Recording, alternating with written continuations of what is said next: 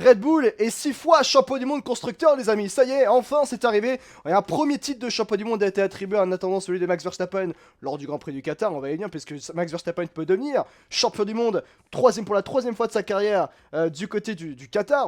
Ça sera là dans 2 semaines, bien sûr. Oh, pas de Formule 1 la semaine prochaine. Excusez-moi, petit aparté sur ça. Il n'y a pas de F1 la semaine prochaine. J'ai un week-end de libre.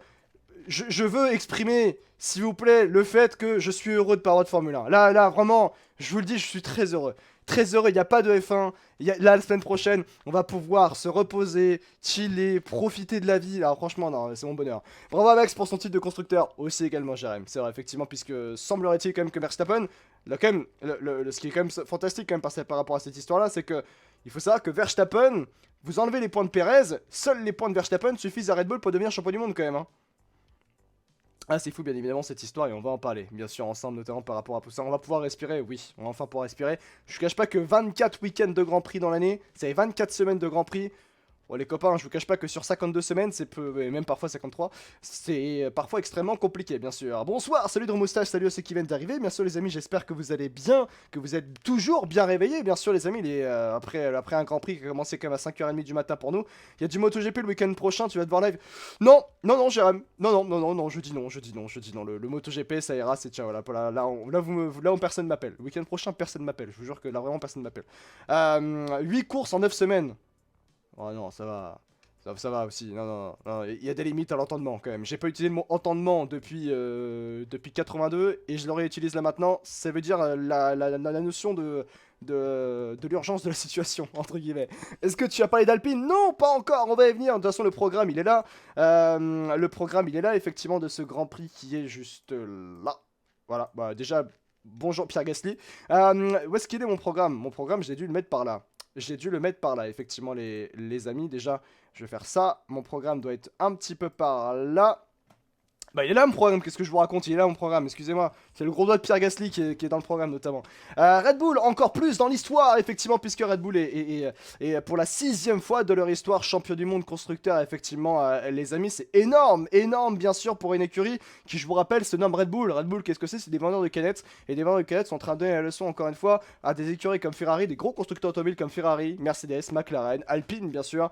Même Aston Martin, d'une certaine manière, mais c'est un peu spécial. Il y a ça aussi à prendre en compte et on va en parler bien sûr de ce titre. Qu'est-ce que ça représente réellement dans l'histoire de la Formule 1? Ce 6e titre de champion du monde de Red Bull en tant que constructeur, en attendant celui de Verstappen qui arrivera normalement dans 2 semaines du côté du Qatar. Perez dans un naufrage. Écoutez, on va en reparler bien évidemment, mais surtout faire comprendre pourquoi la situation est si problématique que ça. Encore une fois, tout à l'heure, quand on était en live, c'était une réaction par rapport à ce qui se passait à l'instant T, l'ordi, à l'instant T. Sauf que là, il faut réellement comprendre à quel point Perez, depuis plusieurs courses, alors c'est vrai que au début de la saison, c'était très intéressant, puis après, l'après Monaco a été était terrible pour Perez en termes de résultats. Là, maintenant, on est sur un Checo Perez qui est dangereux. C'est différent. Dangereux. Dangereux, quand tu deviens dangereux pour autrui, là tu deviens déjà dangereux pour toi-même et pour autrui, là ça pose encore plus de problèmes. Et là c'est ce qui s'est passé avec Sergio Perez qui a été notamment catastrophique, pas seulement sur ce Grand Prix là, mais également aussi du côté de Singapour il y a une semaine dans les rues de Marina Bay. Et aussi également, on va en parler aussi, j'ai mis Perez au même niveau que Logan Sargent parce que Logan Sargent, on va aussi en parler. Bon de dire à Logan Sargent, mais écoute, merci pour ton passage en Formule 1, merci pour l'argent que tu as pu donner et la visibilité que tu as pu donner notamment à Williams, mais là c'est terminé aussi pour Logan Sargent, semblerait-il, du côté de chez Williams. McLaren, un double podium historique, bien sûr, les copains, puisque Lando Norris est venu décrocher la 2e place et Oscar Piastri la 3e place, c'est d'ailleurs le premier podium en Formule 1 du pilote australien, bien sûr, les copains, et ça on va fortement en parler aussi également. Pourquoi? Parce que la saison de rookie de Oscar Piastri, elle restera, à mon sens, dans l'histoire de la Formule 1, d'où mon titre, effectivement, un double podium historique pour McLaren dans la globalité. Je trouve pas ça étonnant, Perez a toujours été très limite. Un petit peu doute là-dessus. Moi, j'ai hâte de parler du sujet Mercedes, oui, bien sûr, alors j'ai pas mis... Il me fera toujours... Ça fera toujours rien, excusez-moi, mais on passe de la joie à un mec qui fait un énorme doigt. Quand même fantastique, cette histoire. Et en plus, je tiens à notifier une chose. Mercedes, on va en parler, bien sûr. Parce que c'est dans l'attention par rapport à Alpine, du côté de chez Alpine. Après, vous noterez qu'il y a quand même le Game Pass qui est en avant. Il y a un énorme doigt, puis il y a une sponsor Xbox qui est à droite, là, pour le Game Pass PC. Xbox va être très heureux de ça, hein, sachez-le. Hein. Ce que je veux dire par là, c'est que on est quand même sur un Pierre Gasly qui est du côté de chez Alpine. Et Alpine, il y a aussi Esteban Ocon. Donc ça veut dire 2 pilotes français dans une écurie qui est française, dans une voiture qui est française. C'est-à-dire que c'est très français ce qui s'est passé quand même. Hein. C'est-à-dire que même quand tout va bien, on trouve le moyen de foutre la merde. On trouve le moyen de foutre des problèmes là où il n'y en a pas. Et là, c'est très français ce qui s'est passé. C'est-à-dire que on aime tellement le drama en France qu'on se dit, on va en ajouter. Ça se passe trop bien, on va en mettre et on va se régaler sur ça. Vous aimez, c'est français, c'est exactement ça. C'est voilà, et c'est un petit drama à la franco-français. Et on va en parler pour expliquer réellement la situation parce que c'est réellement intéressant de voir réellement pourquoi on en est arrivé à cette situation-là, qui aurait pu être clairement différente, hein, bien sûr les amis, par rapport à tout ce qui a pu être, à tout ce qui peut être fait, bien sûr. Salut perso, même si je trouve la couleur de pierre légitime, je trouve que ça sert pas à grand chose de rajouter. Et je te rejoins d'ailleurs effectivement Warani, et encore une fois je tease, hein, c'est que du teasing avant d'entrer dans le vif du sujet. Être frustré c'est une chose, le montrer c'est une autre, mais faire un énorme doigt à on ne sait qui, on sait pas, encore une fois, je vraiment là-dessus. À qui Pierre Gasly fait ce doigt? À Esteban Ocon? Au stratégiste? À Alpine? Il y a tout. En fait, c'est ça, c'est que le doigt est très énigmatique. Tu peux montrer une frustration, ok, il n'y a pas de souci. Mais de là à faire ça, ok, alors il y a l'adrénaline, il n'y a pas de souci là-dessus. Je remets ça aussi en avant, c'est qu'on est dans un sport de haut niveau. Et que l'adrénaline, en termes d'une course de Formule 1, est extrêmement élevée. Et qu'on peut avoir des gestes et des paroles qui sont plus élevés que notre pensée. Bien sûr, les amis. À toi à la fois, aussi, bien sûr, VMAX, hein, bien sûr. Il va prendre un exemple sur l'éclair sur ce sujet. Peut-être, effectivement, un Viking, bien sûr, les amis. Dans le chat. Par quoi on va commencer, bien sûr, les amis. Je vous rappelle que cet After F1 va être peut-être un peu plus rapide que prévu. Parce que je sais qu'il y en a beaucoup qui sont fans de football dans le chat et de Ligue 1 et du Paris Saint-Germain. Et malheureusement, pour ceux qui sont supporters de l'OM aussi. Mais il y a un PSG qui arrive après. Moi, je suis pas supporter des deux. Le PSG plus. Mais j'arrive avec, je vois un doigt, excuse-moi. Et que du coup, bah, je sais qu'il y en a beaucoup qui veulent aller voir le match. Perez qui roule littéralement sur la concurrence. Oui, littéralement, c'est vrai, effectivement.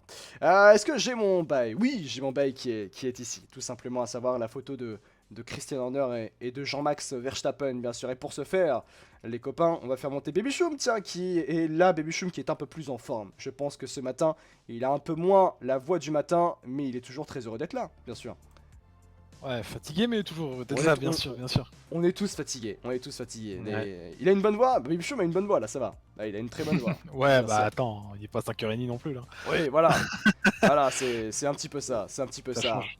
Bon, bah, y a beaucoup de choses à dire finalement dans ce Grand Prix, mais qui peuvent être en même temps rapides à dire, si on peut résumer ça ainsi, je pense, Baby Chou. Mais c'est vrai qu'on se sera régalé un petit peu dans ce Grand Prix, qui aurait été très intéressant dans son fonctionnement, dans son déroulé plutôt, j'ai envie de dire. Je me suis pas ennuyé, en fait. On s'est pas ennuyé, hein.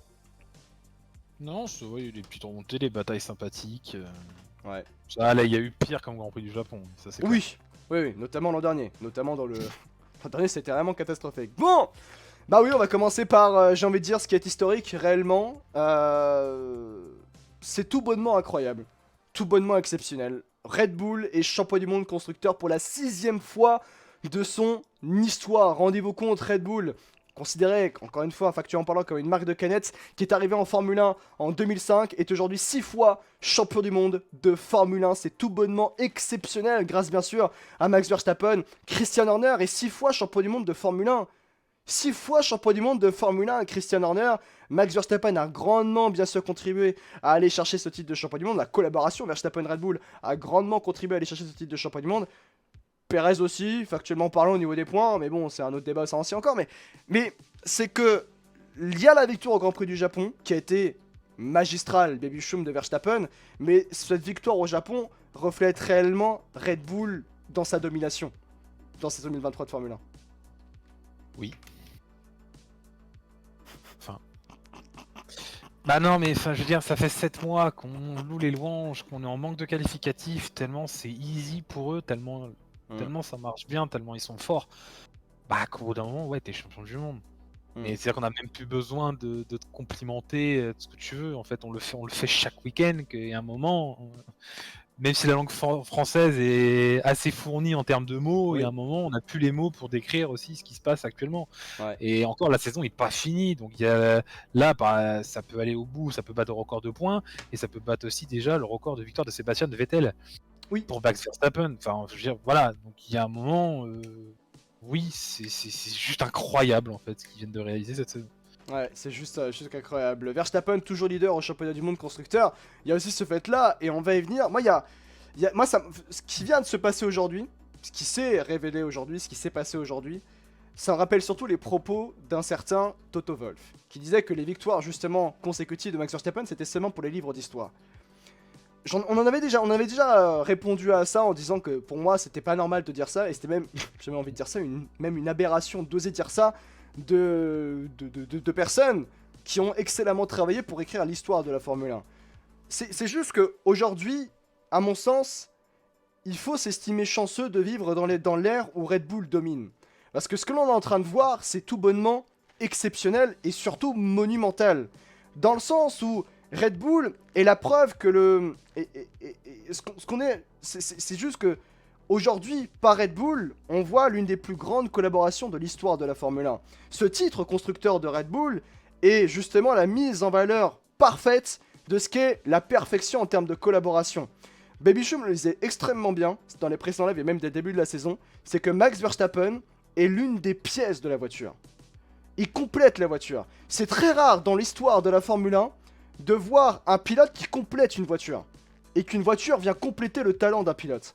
Et c'est en ça, en fait, de voir que Verstappen et Red Bull, Perez, on va dire ça aussi d'une certaine manière, puisque factuellement parlant, Perez a marqué des points pour Red Bull, et c'est ainsi que Red Bull est devenu 6ème fois champion du monde constructeur dans sa carrière, dans son histoire en Formule 1.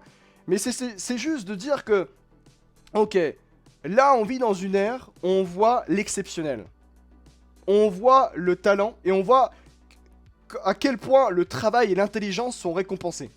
Parce que Red Bull, quand même, ils ont travaillé sur cette nouvelle ère de la Formule 1 en étant plus intelligents que tout le monde, en étant peut-être plus audacieux, et en étant très certainement peut-être plus avant-gardistes dans la manière de voir les choses. Pourquoi je dis avant-gardiste? Parce que regardez le nombre d'écuries maintenant qui sont en train de copier Red Bull, dans leur concept.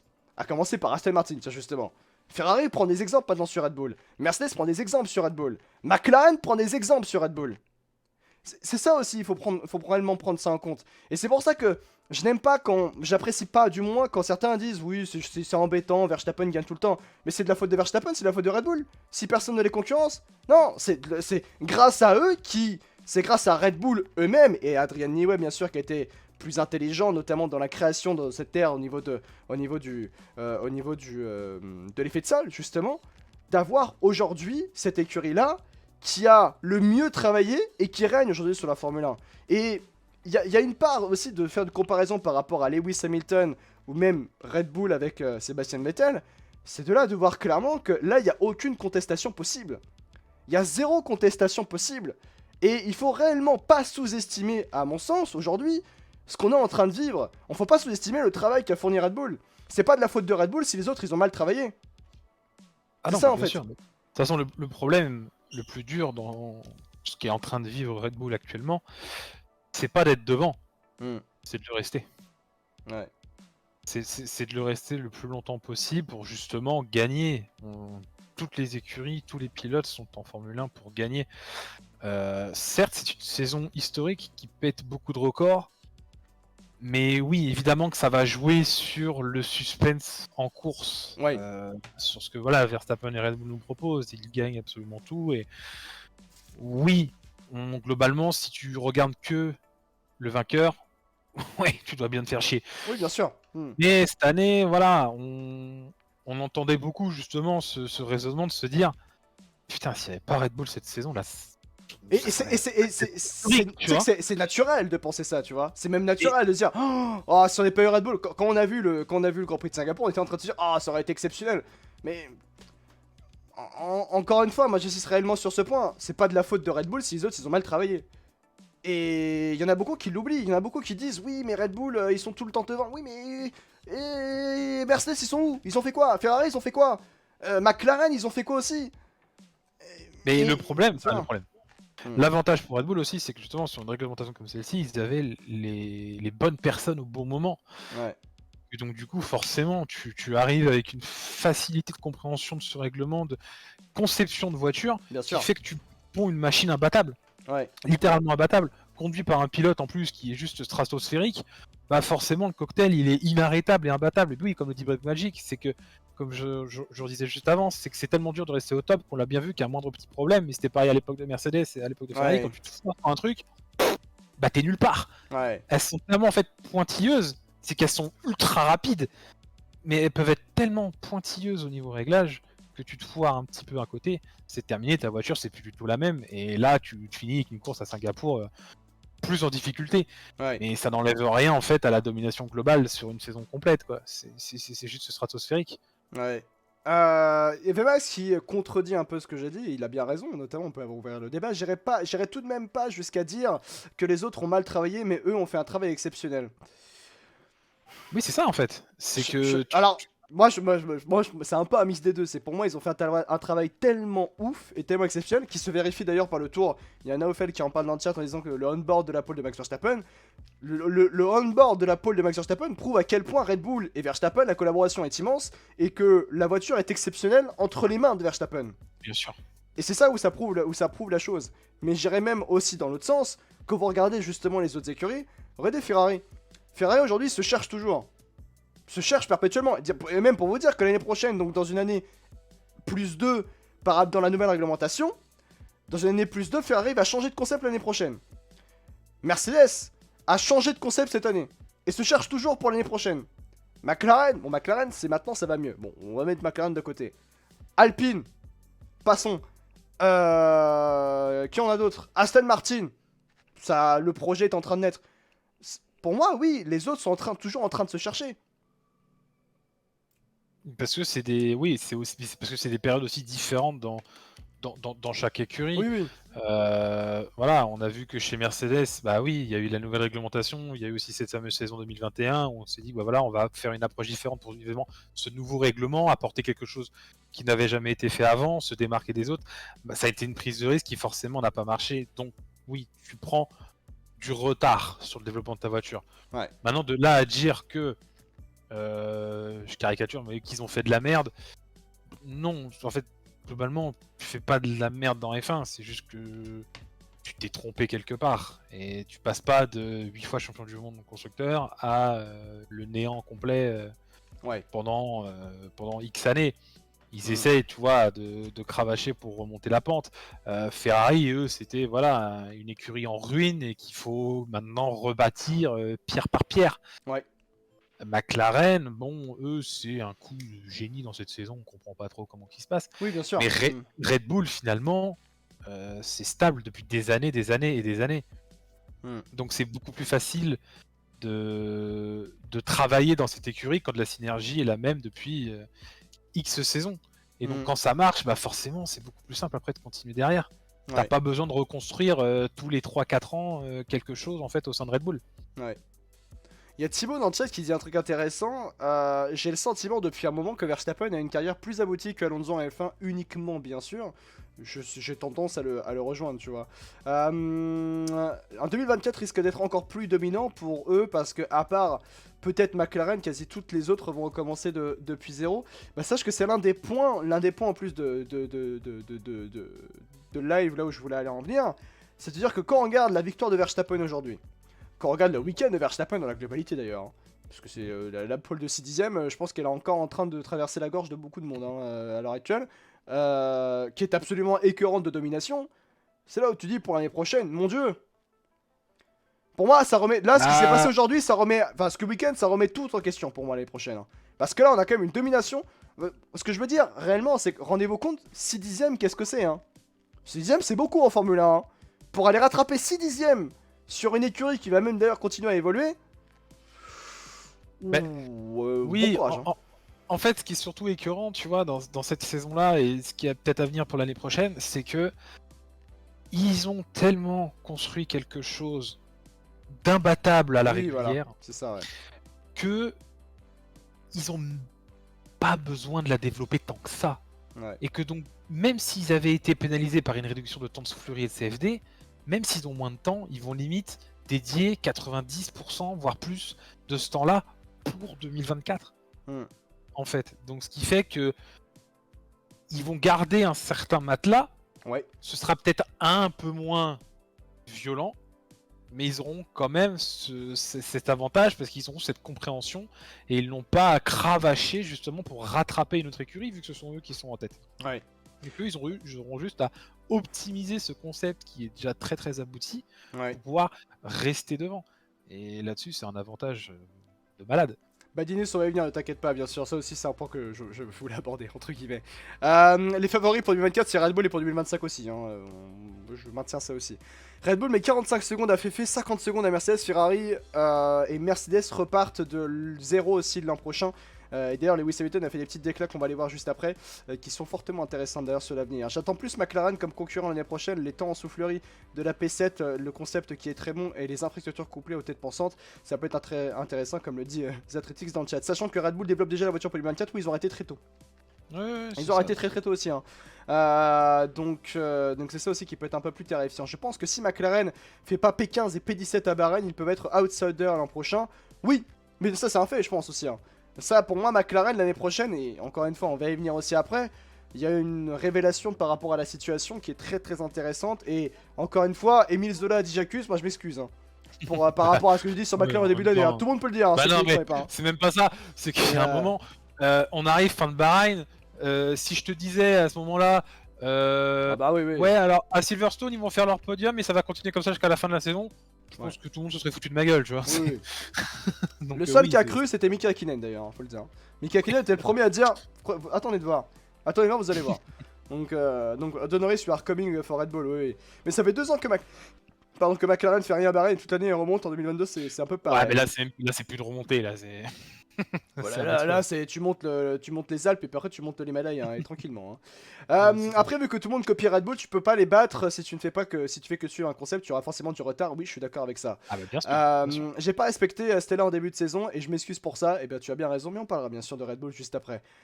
Moi il y a un homme dont je voudrais qu'on parle dans la réussite de Red Bull. Il y a un autre homme dont on parlera, mais ce sera pour pas dans la même réussite. Hein. C'est Christian Horner. Il y en a beaucoup qui... Franchement, je suis très honnête avec vous. J'ai eu beaucoup de mal auparavant par rapport à Christian Horner. Pour moi, aujourd'hui, c'est... Potentiellement, aujourd'hui, Christian Horner est pour moi le symbole de la réussite. En Formule 1. Pourquoi? Je vais expliquer pourquoi. Je sais que ça peut... voilà. Mais je vais expliquer pourquoi. Christian Horner est arrivé chez Red Bull en 2005. Est arrivé au tout début du projet en tant que patron de l'écurie Red Bull. Patron de l'écurie Red Bull en 2005. Nous sommes en 2023. Il a vu passer dans son écurie des pilotes exceptionnels et qu'il les a d'ailleurs fait devenir champion du monde. Notamment au total 2, à savoir donc Sébastien Vettel et Max Verstappen. Il aura donc remporté, Christian Horner, 6 titres de champion du monde constructeur quand même. En ayant, je rappelle, été au tout début du projet. Au tout début du projet Red Bull en 2005. Rendez-vous compte quand même de la réalisation exceptionnelle qu'a tout simplement faite Christian Horner. Il y a très peu de monde dans l'histoire de la Formule 1 qui ont fait ça. Arriver au tout début d'un projet, construire tout le bazar, et derrière devenir 6 fois champion du monde. 6 fois champion du monde. Au tout début d'un projet. En ayant repris l'écurie Jaguar, en ayant refait tout ce qu'il fallait faire pour justement être dans la meilleure des directions possibles avec Red Bull, bien sûr, qui est notamment avec le patron qui n'est plus là malheureusement, le fondateur qui est Mateschitz. Alors, tous les deux, ils ont réussi à justement créer un projet pour ensuite avoir une dynastie. Et aujourd'hui, Horner a guidé ce projet-là pour avoir Vettel comme champion du monde.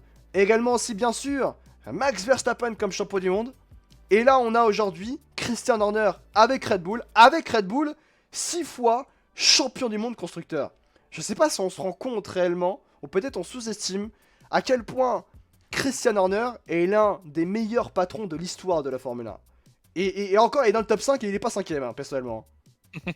Ah bon. Ah, moi, il me fait penser à quelqu'un En tout cas, parce que il y a la personnalité aussi, et puis Christian Hmm. Horner divise beaucoup. Oui, C'est c'est pour ça que, comme tué, comme quand j'ai vraiment dit, être quand j'ai dit au début, détesté. il est symbole de la réussite, je sais que beaucoup dans le chat sont en mode, oh là, attends, qu'est-ce que tu dis? Parce que Alors, il peut déranger, enfin, sa manière d'être peut ouais, déranger, bah, quoi. il dérange, il continuera de déranger le jour où ça gagnera plus et qu'il sera plus en difficulté, ou voilà, il y aura toujours des déclarations qui vont être Ouais. assez assez sur de choses, bien sûr. Et ça, c'est du Horner, et je pense que maintenant, ceux qui cernent le personnage savent comment il est. Mais moi, il me fait penser à une personnalité du foot qui n'est plus président aujourd'hui. Mais t'as l'impression que c'est Jean-Michel Aulas, tu vois. Ah J'ai ouais, je l'impression que vois, je vois. Jean-Michel Aulas, en fait, en gros, tu vois, c'est qu'il a pris une écurie qui est arrivée en Formule 1, qui avait tout à construire, tout à bâtir. Il était là dès le début. Et il défend coûte que coûte son écurie, quitte à dire des déclarations cash, quitte à par moment mentir sur une situation pour apaiser les tensions. Tu sais, je pense notamment à Gasly, ce genre de choses. Oui, Ouais, j'inquiétais pas, efficace, machin, ce genre de trucs. Et il va aboyer comme un pitbull en fait pour défendre son écurie, tu vois. ouais. Et alors évidemment, c'est différent que du foot évidemment, mais c'est pour ça que Corner divise beaucoup. Que tu l'aimes ou tu le détestes, voilà, tu peux pas nier le travail qui a été fait. Ouais, Clairement, depuis tout ce temps-là, ils ont mis très peu de temps à jouer déjà les premières victoires en F1 bien sûr. et très peu de temps aussi du coup derrière à être titré champion du monde. Il y a eu un gros passage à vide et malgré ça, voilà, ils reviennent aujourd'hui sur le devant de la scène et c'est toujours les mêmes personnes. Ouais. Comme Reddy Donc, Magic, c'est un personnage qui est clivant, soit tu ouais, l'adores, c'est ça. soit tu le détestes, et c'est ainsi. C'est ainsi. Le jour où Red Bull perd Horner, alors ils ont pas failli perdre Horner, parce que Horner a juste joué avec Red Bull pour avoir un meilleur contrat, mais Oui, du coup, voilà. l'intelligence de Red Bull, c'est-à-dire que Ferrari, il faut savoir que Ferrari est venu voir Christian Horner pour cette saison 2023 de Formule 1. Horner a dit directement non à Ferrari, mais il est allé voir. Oh, Elio! Merci beaucoup, Elio. Merci beaucoup pour ton soutien, pour ton raid des familles, bien sûr, pour ceux qui viennent d'arriver. Merci beaucoup aux copains d'Elio qui allez follow Elio aussi, également les copains, qui est une excellente personne, bien sûr, qui nous fait tout le temps rire, bien sûr. Merci beaucoup, bienvenue à Elio, et bienvenue à ceux qui viennent d'arriver de chez Elio. Qu'est-ce que je disais? Par rapport à Horner, il faut savoir justement que Christian Horner, au début de l'année, enfin, pour cette 2023 de Formule 1, il a reçu une offre de Ferrari pour devenir patron de Ferrari. Ce qu'il a refusé. Mais il est quand même allé voir Red Bull en disant, ouais, il y a Ferrari qui est allé me voir, peut-être envie d'y aller. Alors qu'il avait pas du tout envie d'y aller. Et du coup, Red Bull, ils ont fait, alors attends, on va t'offrir un meilleur salaire. Non, ouais, mais pour rester, il faut que j'ai vraiment un meilleur salaire. Ah, non, mais t'inquiète pas, on va sortir le chèque, ne t'inquiète pas, y a pas de souci. Et là, ils lui ont fait un salaire. Le PIB, le PIB des Pays-Bas, hein, réellement, à Christian Horner pour qu'il reste. Parce que pourquoi c'est extrêmement important de garder Christian Horner chez Red Bull? Non pas pour l'homme qu'il est, d'une certaine manière, le team principal qu'il est, mais qu'il aurait pu emporter avec lui, dans son projet, beaucoup de personnes chez Ferrari. Et ça, on l'oublie beaucoup, mais quand les leaders partent, il y a les fidèles qui viennent avec. Et ça change beaucoup de choses. Et c'est pour ça que quand Red Bull ils ont compris que Ferrari avait fait une offre et que bon Horner voulait plus d'argent, ils lui ont fait bah écoute tu restes. Y a pas de souci, on te donne le PIB le PIB des Pays-Bas, y a pas de souci, on te le laisse tu vois. Et c'était intéressant de la part de Christian Horner. J'ai une idée pour Red Bull Vettel le comeback aux côtés de Max Verstappen. Oh, ça ce serait très très beau. Et on l'a vu avec Binotto d'ailleurs, effectivement, nous dit Vincent dans le chat, où d'ailleurs Binotto a beaucoup de fidèles de Binotto sont barrés au moment où Vasseur est arrivé, parce qu'il ne voulait pas travailler avec Frédéric Vasseur. C'est vrai que j'espère que tu vas bien, toujours un plaisir de regarder tes lives, il y a toujours quelque chose à apprendre. Merci beaucoup Aurel, ça fait extrêmement plaisir, merci beaucoup pour ton très gentil message et ton message de soutien, bien sûr. Une chose qui explique la réussite de Red Bull, la stabilité, Horner est là depuis 2005, ça change pas de team principal tous les 4 matins. Comme du côté de chez Alpine, bien sûr. Il a pas tort. Ah, mais bien sûr qu'il a pas tort. Ah Bien oui. sûr qu'il a pas tort. En fait, le truc, c'est que même quand ça ne gagnait pas, c'était quand même présent dans le haut du panier, tu vois, Ouais. au final. Donc, oui, la stabilité amène forcément la réussite. Hmm. Et là, ça parlait justement d'un départ d'Horner, ce genre de choses. C'est pour ça que, tout comme à l'époque de Vettel et cette saison 2013, faut profiter de ces moments-là le plus Ouais. possible. Parce que là aujourd'hui, Horner ne peut pas être plus témoin globalement de profiter de ces moments-là. Il revit ce qu'il a vécu avec Sébastien Vettel.